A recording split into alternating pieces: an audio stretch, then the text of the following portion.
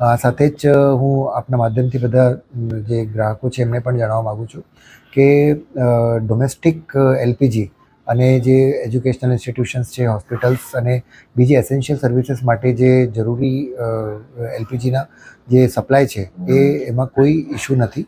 એટલે લોકોને અપીલ પણ છે કે ખોટી ઉતાવળ કરીને કે આપણે જે હોય ને કે જેટલી આપણી જરૂરિયાત છે જરૂરિયાત કરતાં વધારે આપણે જો કે કરીએ તો એક પેનિક સિચ્યુએશન ઊભી થાય છે.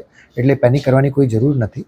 એટલે આપણે જે નોર્મલી રીતે ડોમેસ્ટિકમાં અને બધામાં જે સપ્લાય કરીએ છીએ એટલે એ સપ્લાય અવિરત છે. એટલે એમાં કોઈ ઇશ્યુ નથી. સ્ટોક જે છે એ બધું ઓઇલ મેનેજમેન્ટ કંપનીઝ છે એ બધું મેનેજ કરે છે અને સરકારની પ્રાયોરિટી મુજબના હવે પૂરતો સ્ટોક અવેલેબલ છે. અમે એના માટે ડિવાઇસ કર્યું છે. ગેસ કંપનીઝ અને જે એલપીજી કંપનીઝ છે એમની સાથે અમે જે એમનું ડેટાબેઝ છે એમનું ડેટાબેઝ સરખામણી કરીને we are taking action on that.